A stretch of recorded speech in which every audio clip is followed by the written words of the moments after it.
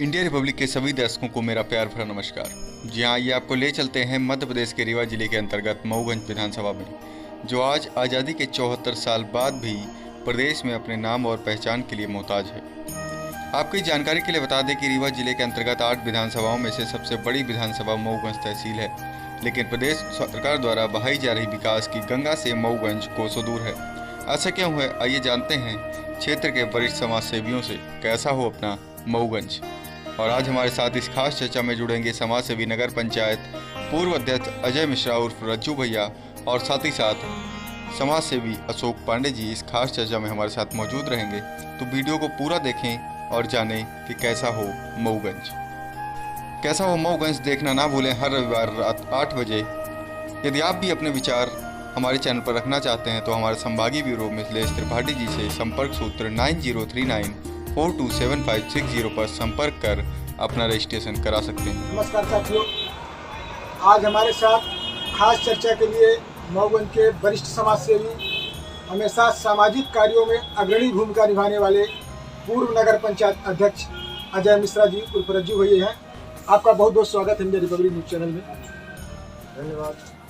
मैं आपके चैनल के माध्यम से इंडिया रिपब्लिक के धन्यवाद कहना चाहता हूँ कि जो आपने कुछ दिनों से मैं देख रहा हूँ कि क्षेत्र के जो मुद्दे हैं उनको आप बड़े शालीनता ढंग से और जनता के बीच में अधिकारियों को मैंने जो संदेश दे रहे हैं उसके लिए मैं आपके चैनल के माध्यम से आप सभी को धन्यवाद देता हूँ। सर, मेरा पहला सवाल, आप जनप्रतिनिधि भी रहे हैं, आप मऊगंज को विकास की दिशा में अभी तक कहाँ देख रहे हैं और क्या होना चाहिए, कैसा अपना मऊगंज होना चाहिए? किसी दल से या राजनीतिक से हमसे कोई नहीं, मऊगंज विकास में। सबसे बड़ी बात है मैं भारतीय जनता पार्टी को बिलोंग करता हूँ, पर कुछ मुद्दों में मैं मैंने राजनीतिक दल से दूर हूँ। जैसे हमारे क्षेत्र का विकास की बात, जनता ने मुझे कम समय के लिए 6 माह के लिए चुना। मैं उन जनता को सभी को धन्यवाद देता हूँ। मैं उस कर्ज का, उनके वोट के कर्ज का मैं 6 महीने बखूबी निभाया। क्षेत्र में आज भी आप कहीं घूम के देख लीजिए, आपको जहाँ भी जरूरत हो, अल्प समय था, वो भी बारिश के समय में मुझे मौका मिला, तब भी मैं अपनी तरफ से जितना प्रयास हो सका है मैं उतने अपनी तरफ से प्रयास किया हूँ विकास के लिए। पर हाँ, सबसे बड़ी बात होती है कि दृढ़ इच्छा शक्ति, काम करने की दृढ़ इच्छा शक्ति होना चाहिए। भाई, व्यवस्था किसको देखना है, कैसे देखना है, ये प्रशासन और शासन दोनों तय करता है। योजना तो शासन बना देती है, पर उस योजना का क्रियान्वयन जब प्रशासन को करना होता है तो कहीं ना कहीं चूक होती है। चूक का कारण सिर्फ इतना है कि आज तक देश में जितनी भी राजनीतिक दल पार्टियां बनी, कोई भी पार्टी रही, सबने अगर कोई घटना घटी है, कहीं विकास नहीं हुआ है, तो उस सरकार को दोष देती जो मौजूदा समय में रहती है।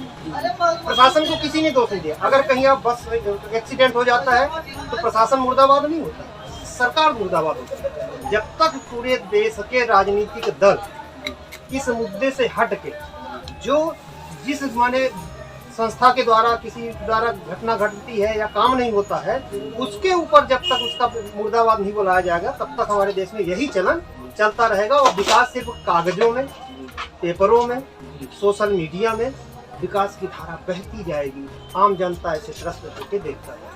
मऊगंज आप देख रहे हैं, जी जी, मऊगंज कई मतलब अन्य तहसीलों की अपेक्षा मऊगंज बहुत पिछड़ा हुआ है।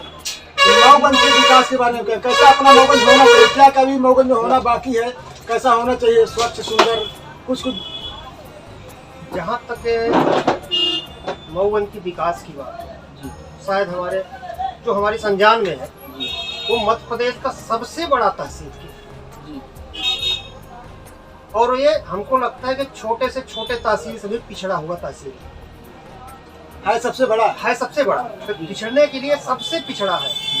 कारण कुछ भी हो, मैं ये नहीं कहता कि माने कि ये विधायक बने तो किया। कारण क्या मानते हैं, कारण क्यों पिछड़ा? कारण होने का कारण सिर्फ इतना है तो बताए ना कि यहाँ जो भी जिस भी दल का नेता रहा हो, विधायक रहा हो, जितने भी आज तक रहे, फर्क इतना है कि पहले मसूरिया जी थे हमारे, रामधनी मिश्रा जी थे, उन्होंने जो किया, मौसोलिया जी ने बांध दिया, रामधनी मिश्रा जी ने कॉलेज दिया, ये उनकी सोच थी। सोच देखिए, उनकी सोच का मतलब नहीं, वो विकास की धारा में इसको नहीं जोड़ा गया, तब इसकी जरूरत थी।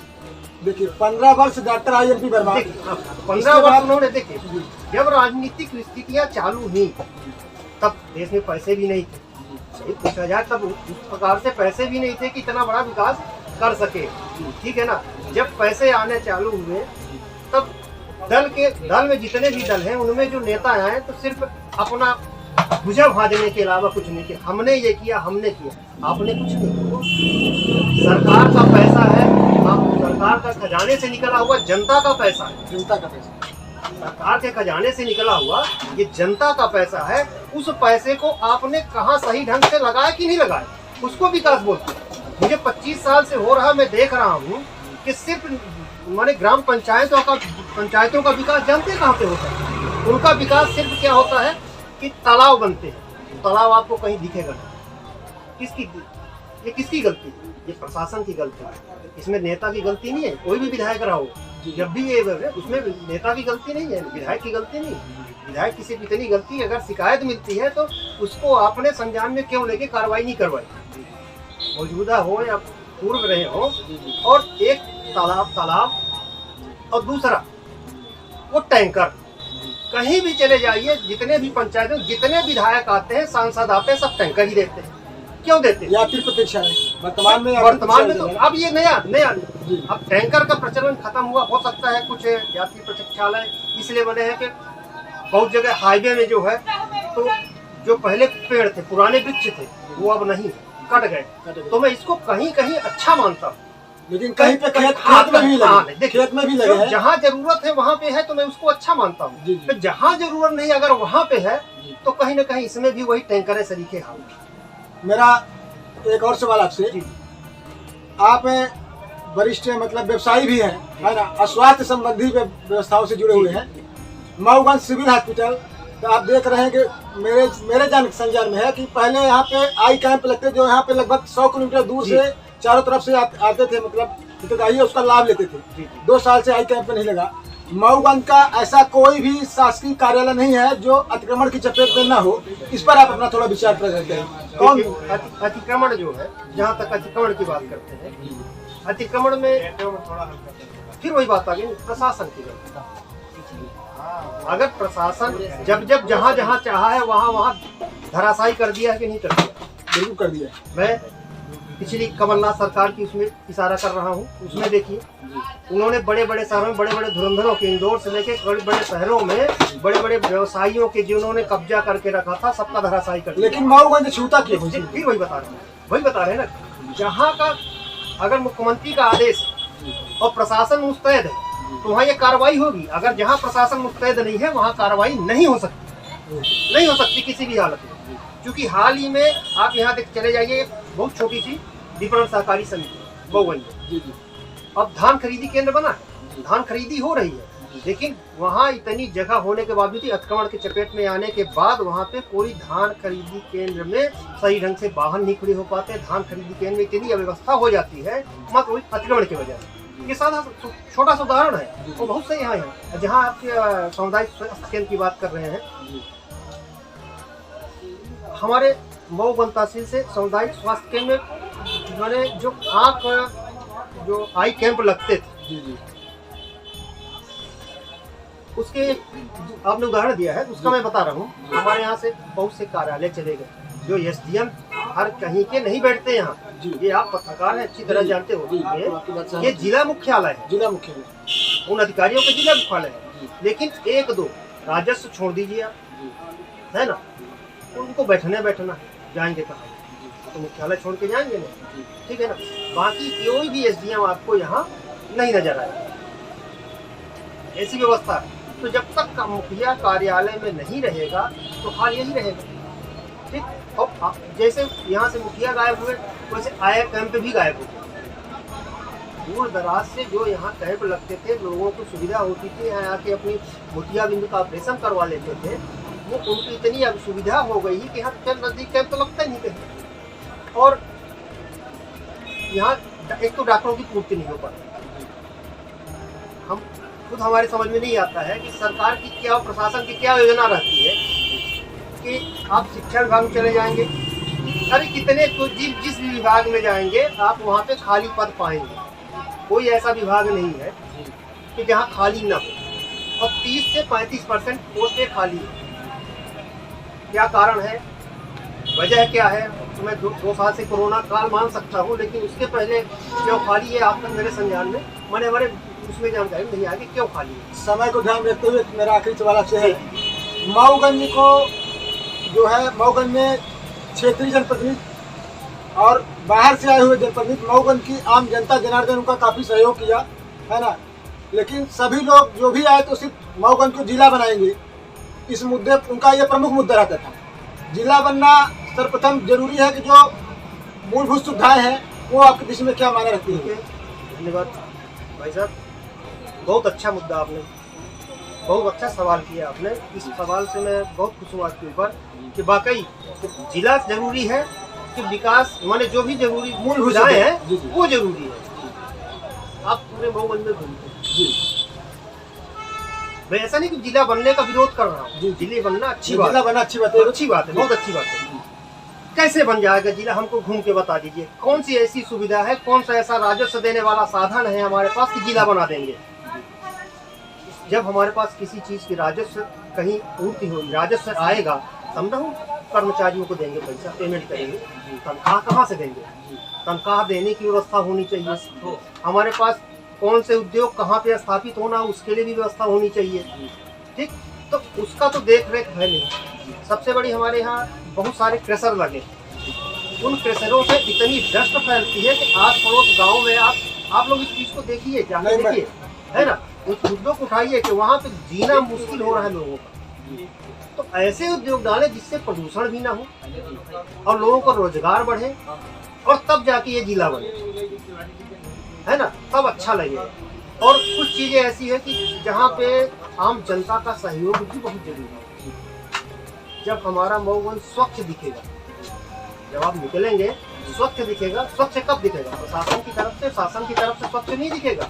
जब आम जनता की दृढ़ इच्छा शक्ति मजबूत होगी कि हमको इसको स्वच्छ बनाना है, तब जाके मऊगंज स्वच्छ दिखेगा। जब स्वच्छ दिखेगा तो कुछ न कुछ आगे बढ़ते हुए इसका विकास होगा, और जब विकास होगा तो जिला अपने आप बन जाएगा, किसी को बनाने से नहीं बनेगा।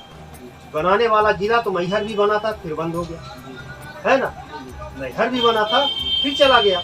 उनकी भी आशा थी कि मैहर अब जिला बन गया, पर वो फिर चला गया। अब मैहर बनेगा, मऊगंज बनेगा, फिर कोई आएगा, फिर कैंसिल करेगा।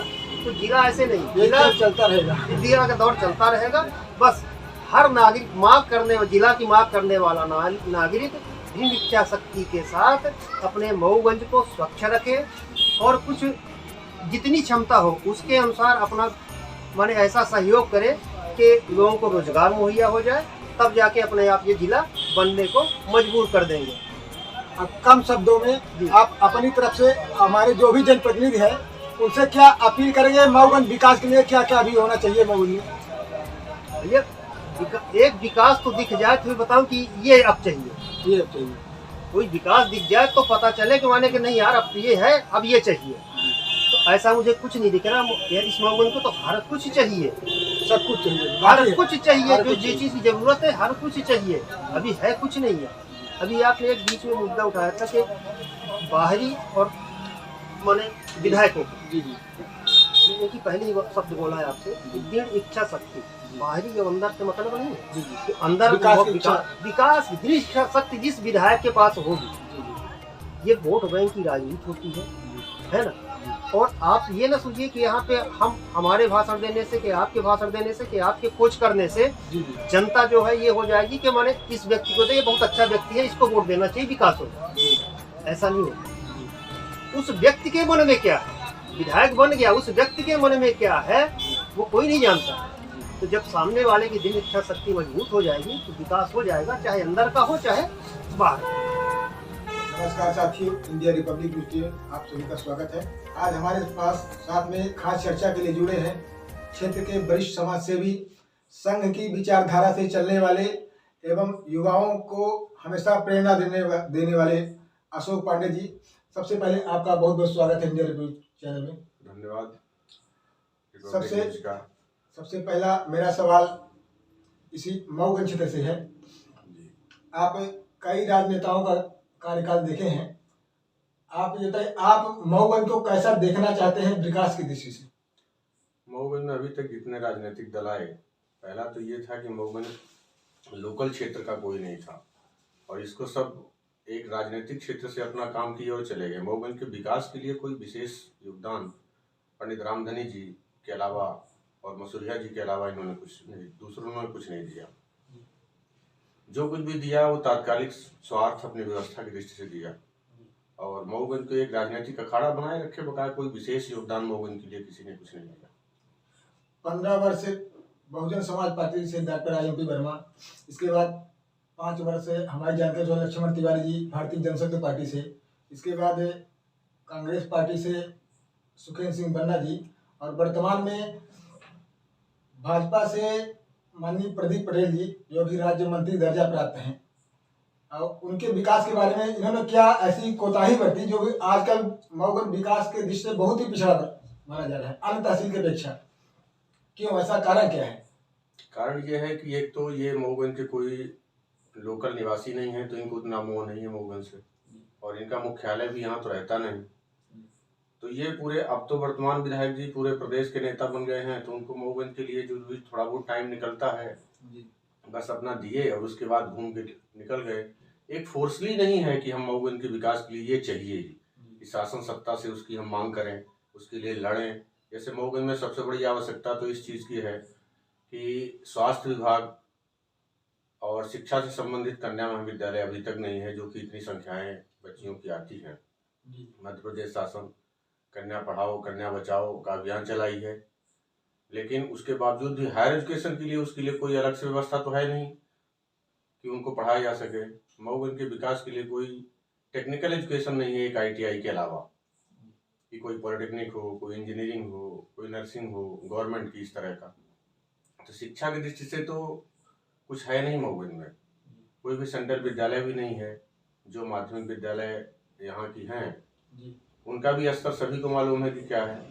हम रीवा जिला के सबसे बड़े तहसील में आते हैं, लेकिन उस तरह का विकास अपने मऊगंज में नहीं है, उसकी दूरदर्शिता नहीं है नेताओं की, हम तो ये कह सकते हैं। तो उसके लिए जुझारूपन नहीं है नेताओं में कि उस तरह हम जुझारूपन बन के और उसके लिए दिन रात एक करें अपनी जनता के सुख सुविधा और व्यवस्था के लिए। और विकास से और क्या कुछ होना चाहिए मऊगंज में? यही मूलभूत आवश्यकताएं तो यही होती हैं कि स्वास्थ्य के प्रति हो, शिक्षा के प्रति हो। स्वास्थ्य शिक्षा बन जाए, प्रशासन व्यवस्थित रहे। सबसे बड़ी शिक्षा व्यवस्था तो यही है कि स्वास्थ्य और शिक्षा ही अगर बन जाए तो आधी तो समस्याएं अपने आप हल हो जाए। अभी हम खुद 60 किलोमीटर दूर रीवा से हैं, मऊगंज विधानसभा के जड़कुट पिपराही जो करीब 125 किलोमीटर दूर है। अगर उसको कोई तात्कालिक व्यवस्था, रात को बीमारी हो जाए तो कोई तात्कालिक व्यवस्था नहीं है कि उसको प्राथमिक उपचार के अलावा यहाँ दिया जा सके, न हनुमाना में न मऊगंज में। 100 किलोमीटर 125 किलोमीटर उसको रीवा जाना पड़ता है। तो व्यवस्था तो स्वास्थ्य की भी चाहिए और शिक्षा की हो जाए। कोई गांव से बच्चे आते हैं, बच्चियाँ आती हैं, न तो उनको रहने की कोई व्यवस्था यहाँ है। हायर एजुकेशन का हॉस्टल नहीं है, हायर एजुकेशन की उनको पढ़ने का नहीं है। जो किसी तरह एडमिशन ले भी लिए BA BSc में, उनको हॉस्टल नहीं है। गाँव से जो बच्चियाँ आती हैं, बच्चे आते हैं, ये व्यवस्थाएं नहीं है, तो इसलिए यहाँ का हायर एजुकेशन डेवलप नहीं कर पा रहा। और जब तक शिक्षा नहीं होगा तब तक विकास नहीं होता। जो भी जनप्रतिनिधि आते हैं सिर्फ सबका मुद्दा एक ही रहता है, मऊगंज को जिला बनाओ, मऊगंज को जिला बनाओ। इसी मुद्दे पर चुनाव लड़ते हैं और अभी तात्कालिक विधायक जी ने चुनाव इसी बात पर जीता भी है। अपने प्रदेश के माननीय मुख्यमंत्री शिवराज सिंह जी ने घोषणा भी की थी, लेकिन जिला बनाना तो दूर की बात है। मऊगंज में जो हर विभाग इस समय अतिक्रमण की चपेट में है, इस पर आप अपना क्या विचार रखेंगे? क्या होना चाहिए इस पर? जब तक विभागों के मुखिया अधिकारी जो ब्लॉक स्तर के हैं उनका ही अस्थायित्व निवास यहाँ नहीं है। और बहुत पहले यहाँ डिप्टी कलेक्टर की पदस्थापना की गई थी, ऐसा माननीय मुख्यमंत्री जी ने कहा था। डिप्टी कलेक्टर और एडिशनल SP, तो एडिशनल SP साहब तो रहने लगे, लेकिन डिप्टी कलेक्टर कोई है नहीं आज तक। राजस्व का अधिकारी जो है उसके पास इतना काम है कि दूसरा काम देख ही नहीं पाता। और किसी विभाग के मुखिया रहते ही नहीं है यहाँ कि अपने विभाग का ये तो देख सकें कि हमारा विभाग अतिक्रमण में है कि बचा है। अब अब एक सिंचाई विभाग है, उसका चारों तरफ से इंक्लोजमेंट है, स्वास्थ्य विभाग है, चारों तरफ से इंक्लोजमेंट है। एक जनपद है जिसका मुख्यालय है, जिसको पता नहीं है तो ढूंढता रह जाए कि जनपद है कहाँ। उसके पूरे सामने दुकानें बन गई हैं, इतनी बड़ी बड़ी दुकानें हैं कि मुख्यालय की बिल्डिंग नहीं दिखती। तो जब मुखिया ही नहीं रहता तो उसका इंक्लोजमेंट कैसे देखेगा? वो आया, अपना काम किया, चला गया। लास्ट में सबसे आखिरी सवाल, अपने नगर परिषद और मऊगंज विधानसभा के क्षेत्रीय जो भी नागरिक आम नागरिक जनता है, उनको क्या संदेश आप देंगे? क्या अपील करेंगे कि वो कैसे जनप्रतिनिधि को चुने? जनप्रतिनिधि से अपनी मांग करें कि कम से कम जिला बनाना एक कठिन समस्या है, माना जा सकता है कि जिला प्रशासन से बनता है, लेकिन कम से कम हमारे माननीय जो लोग हैं, विधायक हैं, सांसद हैं, इनसे इतना अपील किया जाए कि यहाँ मुख्यालय पे अधिकारी रहने लगे और अपना अपना विभाग तो देख लें, तो वहीं बहुत कुछ समस्याएं हमारी सॉल्व हो सकती हैं। हमारे मुखिया लोग बैठें और अपने अपने विभाग को देखें, पूरे विभाग को मत देखें, इतना ही पर्याप्त है। डिप्टी कलेक्टर साहब अगर बैठने लगे, सिंचाई विभाग में एक कमरा उनके नाम से अलॉट है, आज तक उसका ताला कभी खुला नहीं, खुला तो कभी बंद नहीं हुआ। वो बैठने लगे तो कुछ समस्याएं दूर होने लगे। कोई अपील लेके जाए तो कहाँ जाए? समस्या तो ये है, विभागों के मुखिया बैठने लगे तो उनसे कम से कम कुछ समस्याएं सॉल्व होने लगे। आप स्वास्थ्य विभाग से संबंधित आप हैं, अभी मऊगंज सिविल हॉस्पिटल में लगभग 2 साल से आई कैंप नहीं लगा। उससे पहले आई कैंप लगता था, क्षेत्रीय लोगों को इससे बहुत कुछ सुविधा हो रही थी। तो कुछ अपील करेंगे अपने जनप्रतिनिधियों से कि ऐसा कुछ? भाई सबसे बड़ी चीज है कि यहाँ रीवा जिला में मऊगंज एक पहली ऐसी जगह है जहाँ सिविल स्तर पर आई हॉस्पिटल बना था। रीवा जिला में इसके अलावा सिविल हॉस्पिटलों में कहीं भी आई का वार्ड अलग से नहीं है। पर 3 साल से यहाँ के प्रशासनिक अधिकारी या स्वास्थ्य विभाग के अधिकारी ये कह के उसको टाल देते हैं कि हमारे पास भवन नहीं है। जड़कोट, पिपराही, अमलिया, सिहावल तक के मरीज यहाँ आई कैंप में आते थे और बढ़िया आई कैंप यहाँ का चलता था। हालांकि सर्जन यहाँ स्थायी तौर पर कोई नहीं था, रीवा से ही आते थे। अभी भी है क्या? अभी नहीं सर्जन तो अब भी कोई नहीं है, पर कम से कम बिल्डिंग थी तो काम चलता था। जब से बिल्डिंग बनने लगी तो भी बंद हो गया। हम तो शासन से मांग करेंगे एक अस्थायी सर्जन की अगर यहाँ मांग कर जाए तो आई कैंप की हर व्यवस्थाएं आई हॉस्पिटल की यहाँ है तो वो तो चलने लगे। कम से कम नेत्र के संबंध में लोगों को सुविधाएं मिलने लगे। एक सद्गुण नेत्रालय वाले काम करते हैं तो ठीक है, नहीं तो यहाँ तो 80% जनता की, सामान्य जनता जो रीवा जाने में सक्षम नहीं है, उनकी तो आंख भी चली जाए। यहाँ से 125 किलोमीटर हो जाए आंख बनवाने, ये कठिन समस्या है उनके लिए। खासतौर पर गरीब तबके के लोग जो अपने ट्राइबल से आते हैं, हनुमना एरिया से, तो उनके लिए तो बहुत ही बड़ी समस्या है। यहाँ मतलब 600-700 ऑपरेशन सीजन में होते थे आंख के, पर हॉस्पिटल भी नहीं है, बिल्डिंग ही नहीं है। तो एक रोना है कि बिल्डिंग नहीं है, तो इसलिए नहीं हो पा रहा। आप अपनी तरफ से क्षेत्रीय जनप्रतिनिधियों से क्या मांग करेंगे, अपील करेंगे कुछ? ये कहेंगे कि जो बेसिक आवश्यकताएं हैं यहाँ, स्वास्थ्य है, शिक्षा है, उसी को सुदृढ़ कर दिया जाए। तो उसमें में जिला तो बाद में बने, पहले ये व्यवस्थाएं तो सुदृढ़ हो जाएं। जो हमारे जिला की बेसिक चीजें हैं यही सुदृढ़ हो जाए तो मान लें कि जिला बन गया। जिला बनना तो बड़ा कठिन काम दिख रहा, पर आवश्यकताएं जो हैं वो चालू हो जाए कम से कम, तो ये मान लेंगे कि जिला बन गया। जिला बनाना तो इनके हाथ में है नहीं, प्रदेश के मुखिया के हाथ में है। पर इनसे हमारी यही मांग है कि जो मूल सुविधाएं हैं उनको व्यवस्थित कर दे, अपने स्तर पर जो ये कर सकते हैं उसको कर दें। बहुत धन्यवाद। इंडिया रिपब्लिक न्यूज में टाइम देने के लिए आपको बहुत बहुत धन्यवाद।